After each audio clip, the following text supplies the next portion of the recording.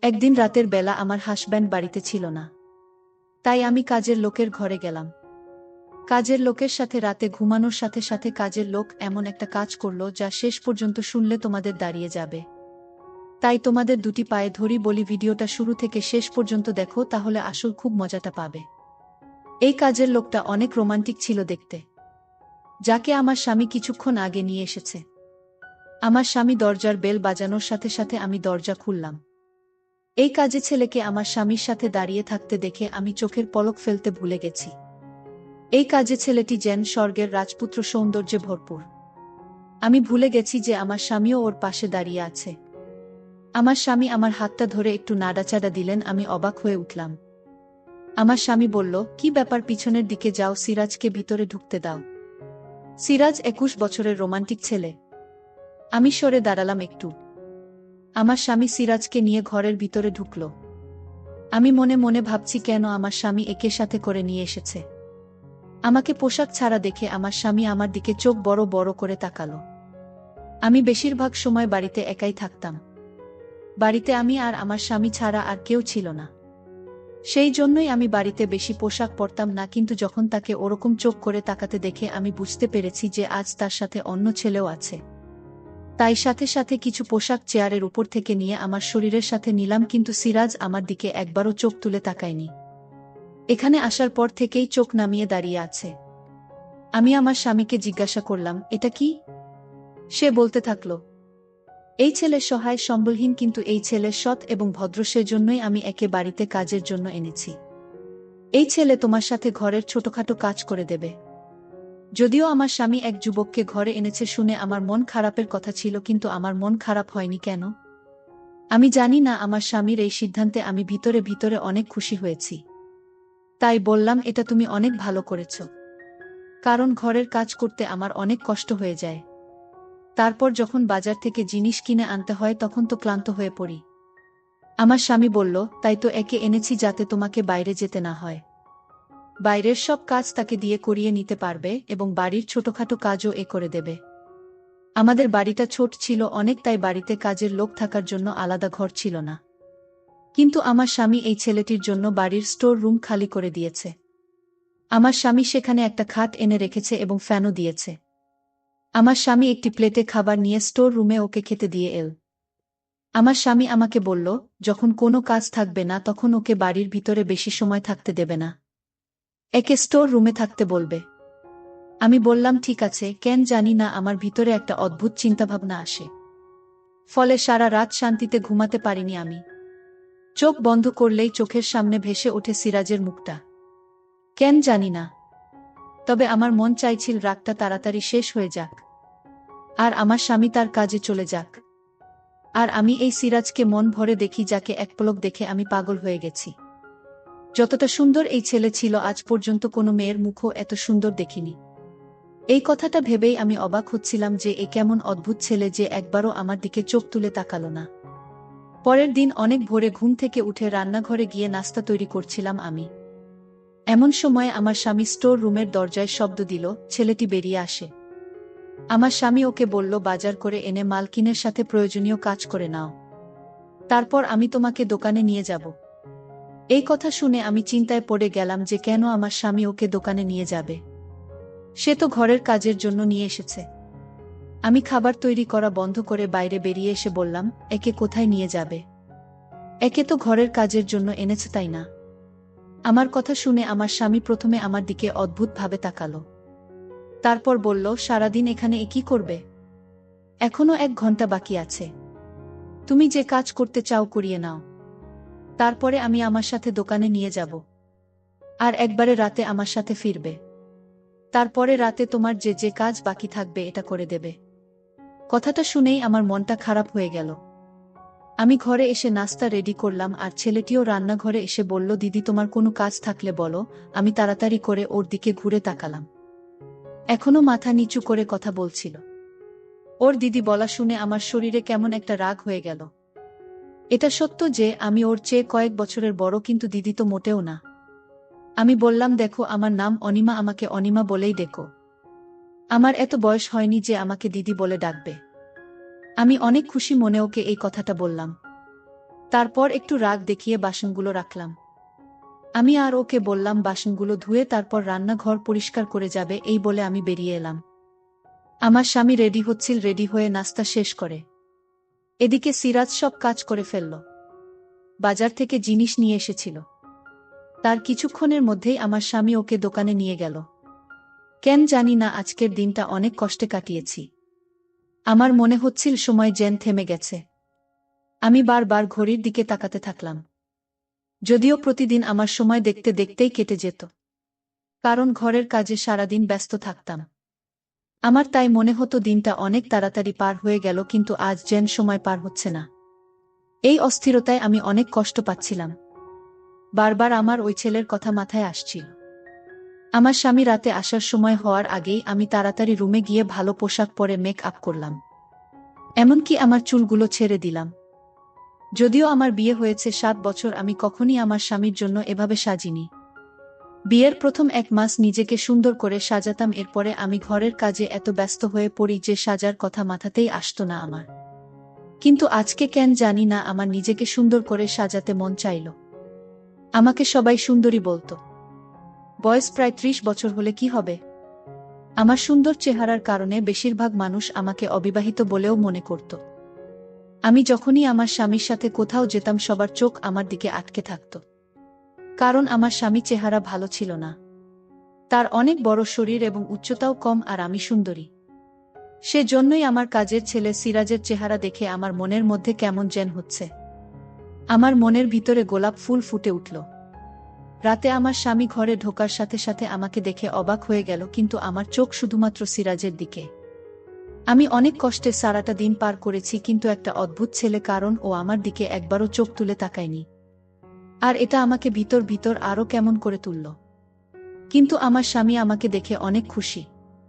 খাওয়া দাওয়ার পরে বলল, অনিমা চলো তোমাকে নিয়ে লং ড্রাইভে যাই। তোমাকে দেখতে অনেক সুন্দর মনে হচ্ছে, কিন্তু আমি তো তার জন্য সাজিনি। যার জন্য এত কষ্ট করে সাজলাম সে আমার দিকে একবারও চোখ তুলে তাকালো না। আমি চেয়েছিলাম ও আমাকে দেখুক এবং আমাকে দেখার পর তো অবাক হোক। কারণ আমিও দেখতে কম সুন্দরী না, কিন্তু ও সোজা স্টোর রুমে চলে গেল। আমি আমার স্বামীকে বললাম আমার মাথা ব্যথা করছে, আমি কোথাও যেতে পারবো না। এই বলেই আমি আমার রুমে চলে এলাম। আমি 2 হাতের চুড়িগুলো খুলে সামনে ড্রেসিং টেবিলে রাখলাম এবং মেকআপ তুলে পোশাক পরিবর্তন করে ফেললাম। আমি শুয়ে শুয়ে ভাবতে থাকলাম কিভাবে এই ছেলের মন জয় করব। আমার মাথায় একটা আইডিয়া এলো, তাই আমার স্বামীর ওঠার আগেই আমি ছাদে চলে গেলাম। ভিজে পোশাক শুকোতে দিতে গিয়ে ইচ্ছাকৃতভাবে আমার পা মুড়িয়ে নিলাম। আর ব্যালেন্স রাখতে না পেরে সিঁড়ি দিয়ে নিচে পড়ে গেলাম। আর আমার পা খারাপভাবে ব্যথা পেল। যা আমি ভেবেছিলাম ঘটনাটা তার বিপরীত হয়ে গেল। আমি চিৎকার করে কাঁদতে থাকলাম। আমার স্বামী এবং সিরাজ দুজনেই ঘর থেকে দৌড়ে বেরিয়ে এলো। আমার স্বামী আমাকে ছাদের সিঁড়ির নিচে পড়ে থাকতে দেখে জিজ্ঞেস করল, কি হয়েছে? আমি বললাম, আমার পা ভেঙে গেছে। সে আমাকে হাত ধরে দাঁড় করানোর চেষ্টা করলে আমি চিৎকার করে উঠলাম। আমি সত্যি সত্যি আমার পায়ের এক হাড় ভেঙে নিয়েছি। আমার স্বামী আমাকে উঠিয়ে গাড়িতে করে হাসপাতালে নিয়ে গেল। ডাক্তার আমাকে বললেন যে আমার পায়ের হাড় ভেঙে গেছে, তাই পায়ের উপরে প্লাস্টার দেওয়া হলো। আমাকে বাড়িতে এনে বিছানায় শুয়ে দিল। আমার স্বামী টেনশনে পড়ে গেলেন এবং বললেন, এখন আমি কিভাবে দোকানে যাব? সিরাজকে দোকান চালাতে পাঠিয়ে দেয়। তারপরে আবার বললেন, সিরাজের দোকানে যাওয়া কদিনই বা হলো, ও কি দোকান চালাতে পারবে? আমি আমার স্বামীকে বললাম, তুমি দোকানে যাও, সিরাজকে এখানে রেখে যাও। আমার কিছু দরকার হলে ওকে বলে দেব। আমার স্বামীও রাজি হয়ে নিজের কাজে চলে গেল। আমি মনে মনে অনেক খুশি। যদিও আমার পায়ে অনেক ব্যথা হচ্ছিল, আমি পা নাড়াচাড়া করতে পারছিলাম না, কিন্তু আমার মনে শান্তি ছিল অনেক। স্বামী চলে যাওয়ার সাথে সাথে আমি সিরাজকে ডাকলাম এবং আমার কিছু পোশাক খুলে সামনের সোফায় ফেলে দিলাম। সিরাজ আমার রুমে ঢোকার সাথে সাথেই নিচের দিকে তাকিয়ে বলল, বলুন। আমি চেয়েছিলাম ও আমাকে দেখুক, তাই আমি ওকে আমার কাছে আসতে বললাম। সিরাজ আমার কাছে এসে জিজ্ঞেস করল, বলুন কি বলবেন? আমি রান্না করতে পারি, তাই রান্না করে ফেলেছি। রান্নাঘর এবং ঘরও পরিষ্কার করে ফেলেছি। আমি ওকে বসতে বললাম। এটা শুনে ও আমার দিকে তাকালো এবং সাথে সাথে চোখ ফিরিয়ে নিল। আর 2-3 পা পিছিয়ে গেল আর বলল, কিছু প্রয়োজন হলে বলুন। ওর এই কথা শুনে আমি উপরে গিয়ে বললাম, আমার পায়ে অনেক ব্যথা আর রুমে বসে বোরিং হচ্ছি, তাই বাইরে ব্যালকনিতে বসবো আমি। আমাকে ধরে বাইরে নিয়ে বসিয়ে দাও। আমি চাইছিলাম ও আমার কাছে আসুক, কিন্তু ও এই কথা শুনে অবাক হয়ে বলল, আমি এ কাজ করতে পারবো না। রাতে স্যার এলে তবেই বের হতে পারবেন। এই বলেই রুম থেকে বেরিয়ে গেল। আমার অনেক রাগ হচ্ছিল যে ও নিজেকে কিভাবে। আমি যতই ওর কাছে যাওয়ার চেষ্টা করছি ও ততই আমার থেকে দূরে পালাচ্ছিল। কিন্তু একদিন সুযোগ পেয়ে গেলাম আমি। আমার স্বামী কাজের জন্য বাড়ি থেকে বের হয়েছে। অমনি সাথে সাথে ইচ্ছা করে এমনভাবে চিৎকার শুরু করলাম যেন আমি পড়ে গেছি। আমি খাট ধরে কোনো রকম মাটিতে বসলাম এবং এমন ভাব করলাম যেন বিছানা থেকে পড়ে গেছি আমি। সিরাজ রুমে ঢোকার সাথে সাথে আমি কান্নার অভিনয় করতে থাকলাম ও আমার কাছে এসে আমাকে পড়ে থাকতে দেখে ওকে বাধ্য হয়ে আমাকে ধরে ওঠাতে হলো। যখন ও আমার হাত এবং আমার শরীরটা ধরে আমাকে ওঠানোর চেষ্টা করল, তখন আমার হৃদয়টা কেমন একটা করতে থাকল। আমি অনেক খুশি। আমি তো এটাই চেয়েছিলাম, ও আমাকে বিছানায় বসিয়ে দিল। তারপর থেকে প্রতিদিন আমি এটাই করতে থাকলাম। আমি ওকে বারবার ডাকতাম, আরও আমাকে সাহায্য করতে বাধ্য হতো। আমি চেয়েছিলাম যে আমার ঘনিষ্ঠতা ওকে অস্থির করে তুলুক। যখন কোনো ছেলে একজন মহিলা এত কাছাকাছি থাকে তখন তার মনে কিছু না কিছু সৃষ্টি হয়। আসলে একজন মানুষ তার কাঙ্ক্ষিত জিনিস যদি কাছে পায় তাহলে সেটা তাকে চিন্তায় ফেলে দেয়।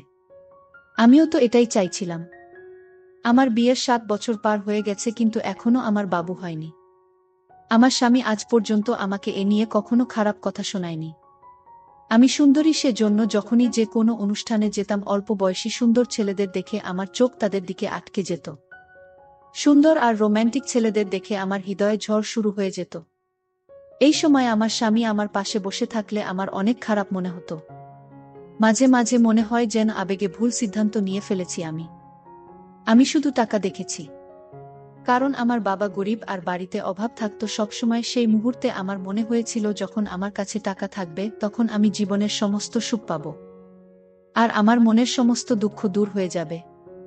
আমার স্বামী সুন্দর নয়, কিন্তু ভেবেছিলাম একজন মানুষের সমস্ত গুণ থাকে না, আর স্বামী যে সুন্দর নয় এই দুঃখ আমি সময়ের সাথে সাথে ভুলে যাব, কিন্তু এরকম হলো না। আমি আমার স্বামীকে কখনই পছন্দ করতে পারিনি।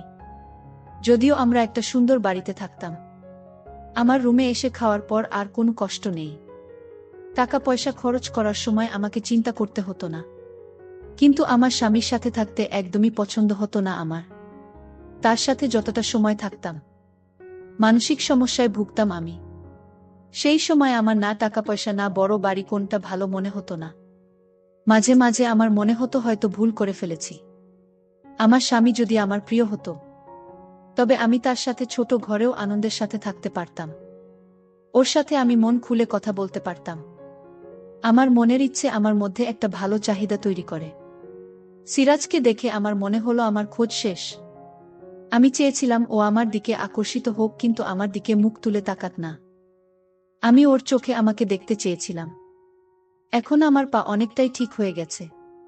প্লাস্টারও খুলে ফেলেছি আমি, কিন্তু আমি হাঁটার সময় ইচ্ছাকৃতভাবে ব্যথার অভিনয় করতাম যাতে ও আমাকে ধরে হাঁটতে সাহায্য করে।